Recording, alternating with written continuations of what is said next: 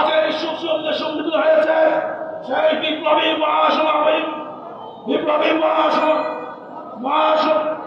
মহাসচিব বাংলাদেশ পিপলস পার্টির বিপ্লবী মহাসচিব খন্দকার আশরাফ সিদ্দিকীকে তার মূল্যবান বক্তব্য রাখার জন্য আমি বিশেষভাবে অনুরোধ করছি।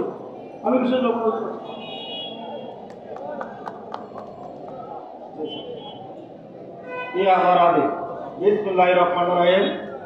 গতকাল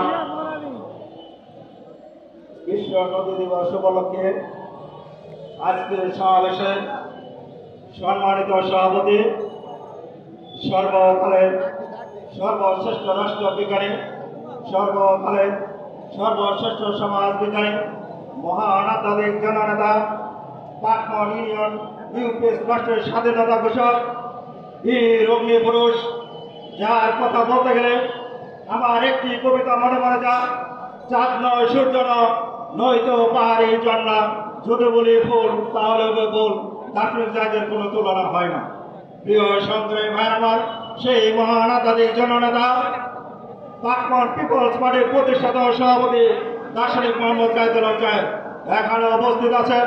দার্শনিক জাহিদের আদর্শের সৈনিক পাটমন পিপলস পার্টির সিনিয়র যুগ্ম মহাসচিব ডক্টর সাইফুল আলম এখানে উপস্থিত আছেন। পাটমন পিপলস পার্টির যুগ্ম মহাসচিব জনাব আব্দুর রহমান এখানে উপস্থিত আছেন। পাটমন পিপলস পার্টির কৃষি ও খাদ্য বিষয়ক সম্পাদক জনাব আলমগীর হোসেন মোহন বাবু এখানে উপস্থিত আছেন। সমাজ কল্যাণ বিষয়ক সম্পাদক ডক্টর শামীম সুলতানা এখানে উপস্থিত আছেন। পাটমন পিপলস পার্টির মুক্তিযোদ্ধা দলের সংগ্রামী সভাপতি বীর মুক্তিযোদ্ধা জনাব মাহবুব আহমদ এখানে উপস্থিত আছেন। পাটমন যুব দলের সংগ্রামী সভাপতি জনাব তানজিম হোসেন জাকেরিয়া। প্রিয় সংগ্রামী ভাইয়েরা এখানে উপস্থিত আছেন। পাটমন পিপলস পার্টির কেন্দ্রীয় নেতৃবৃন্দ, সবাইকে জানাই আমার বিপ্লবী অভিনন্দন। প্রিয় সংগ্রামী ভাইয়েরা, আজ আমরা এখানে আমাদের মহান আধ্যাত্মিক জননেতা দার্শনিক মোহাম্মদ জাহিদুল হক সাহেবের নেতৃত্বে ঐক্যবদ্ধ হয়েছে। আপনারা জানেন এই দেশ আমাদের নদীমাতৃক দেশ।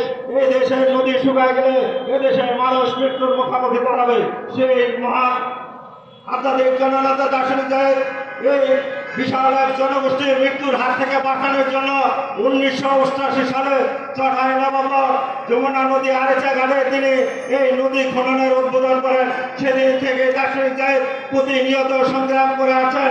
ভারত সরকার যে ফারাক্কা সহ 54টি নদী উজানে বাঁধ দিয়েছে, এই বাঁধ যেন অতিলম্বে ভেঙে ফেলে সেজন্য আমরা ভারত সরকারের কাছে উদাত্ত আহ্বান জানাবো এবং আমাদের মহান আধ্যাত্মিক জননেতা দার্শনিক জাহিদের কাছে আমার উদাত্ত আহ্বান থাকবো। আজ এই সমাবেশ থেকে তিনি একটি ঘোষণা দিবেন। এই ঘোষণার মাধ্যম থেকে আগামী 24 ঘন্টার ভিতরে যেন ভারত সরকার আমাদের এই ফারাক্কা সহ 54টি উজানে বাঁধ ভেঙে ফেলে।